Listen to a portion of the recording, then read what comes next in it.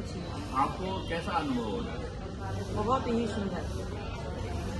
यहाँ पर भक्तों का इतना जन सैलाब इस तपती धूप में निकल कर जा रहे हैं, आंतरिक भावनाएं द्रवीभूत हो जाते हैं देख करके। कितना आनंद बरस रहा है। इन गलियों से हमारा प्यारा गया है, गोविंद गया है। इन गलियों में उस प्यारे को खोजते हुए इतनी जनता, इतनी पब्लिक 80 85 वर्ष की भैया इन्हें चला नहीं जाता है। वो डंडा टेक करके चल रही हो, परिक्रमा लगा रही है। ब्रज की बड़ी अद्भुत महिमा है। आपने परिक्रमा कहाँ से उठाई है? हमने उठाई है गुरुदाव जी से। नहीं, दाऊ जी के। हाँ। कितने दिन हो गए आपको? आज हमको 8वां दिन है। और रास्ते में क्या आपको कहीं असुविधा? बिल्कुल कोई असुविधा नहीं। बहुत सुंदर व्यवस्थाएं थी, जगह जगह पर इतनी सुंदर सुंदर व्यवस्थाएं, खाने की, नहाने की, विश्राम करने की, चाय नाश्ता। ऐसे लोग जबरदस्ती से हाथ जोड़ करके पैरों में पड़ के दे रहे हैं। हर चीज की व्यवस्था है। ये आपके साथ ये कान्हा भी घूम रहा है? हाँ, कान्हा तो घूम रहा है कि कभी गया था मैं, लेकिन अभी दोबारा से फिर जाता हूँ।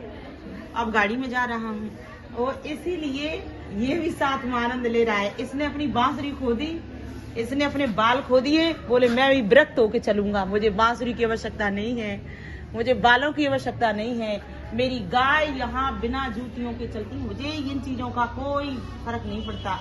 बाल खोके ऐसे ही घूम रहे हैं। बंसी और बाल कहाँ गए? अरे कहीं खोके आ गया, गलियों में घूम रहा था तो कहीं खोके आ गया है। तो आपने इसका ध्यान नहीं करा? नहीं, ध्यान दिया है। हाँ? नहीं, अगर ध्यान दिए होते। अरे उस पर हम कितना भी ध्यान दें, लेकिन अपने भक्तों में वो स्वयं को भूल जाते हैं। महाराज जी 84 कोष यात्रा में गर्मी थोड़ी ज्यादा है, इसलिए मुंडन करा दिया। अच्छा। तो ये 45 का करीब 40-44 का डिग्री का वो चल रहा है, तो आपको क्या धूप का असर नहीं होता? नहीं होता है ना, लेकिन उसके सामने जब उसके प्रेम में कोई धूप गर्मी कुछ नहीं, सारी सहजता पूर्वक सहन कर लेते हैं। तो कब तक आपकी यात्रा पूरी हो जाएगी? आज हो जाएगी शाम को हमारी। आज नहीं तो कल सुबह पहुंच जाएंगे, पर जल्दबाजी नहीं है। आराम से रुकते हैं, नाश्ता लेते हैं, प्रसाद पाते हैं, विश्राम करते हैं। दिन में 8-9 बजे के बाद हम विश्राम करते हैं, शाम को फिर निकलते हैं। शाम को 5 बजे। आपका स्थान कहाँ है? श्रीधाम वृंदावन।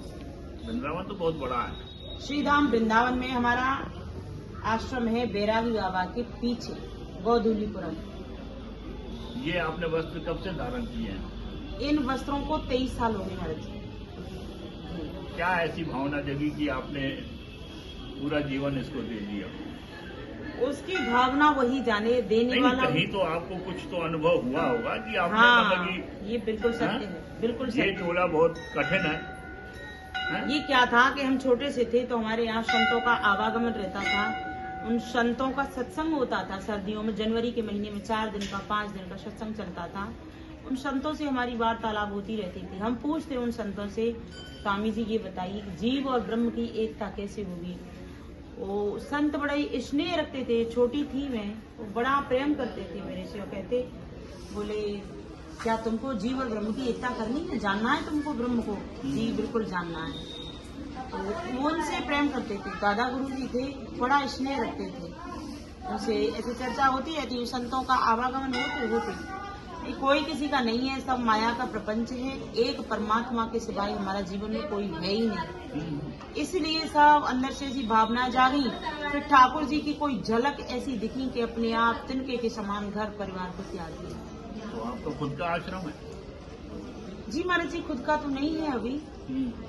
अभी आपने बनाने की नहीं सोची? नहीं, जमीन पड़ी है, बनाने की प्रक्रिया भी चल रही है। जमीन पड़ी है 200 गज, बनाएंगे। अभी तो ऐसे ही चल रहा है। क्या होता है कि मतलब भले एक छोटी कुटिया हो। जी जी। संत को, अब आपने संत का वेश धारण किया है, आप संत हैं जी। तो कब तक हम दूसरे के आश्रमों में भटकते रहेंगे? बिल्कुल बिल्कुल। हम दूसरे के में नहीं महाराज जी, रेंट से रह रहे हैं। रेंट से नहीं, कितना भी रहन पे रहे, अपनी कुटिया बिटिया अपनी होती है। जी महाराज जी, बिल्कुल। नहीं, आपने कहा कि 200 गज जमीन पड़ी हुई है। आप जैसे महापुरुषों की कृपा रहेगी, आशीर्वाद रहेगा तो झोपड़ी बना लो ना। आप जैसे महापुरुषों की कृपा होगी तो बन जाएगी, आशीर्वाद रहेगा तो। अब वहाँ के बिहारी लाल चढ़ेंगे तो बन जाएंगे। बोलो वहाँ के बिहारी हरिलाल की जय। ज्यादा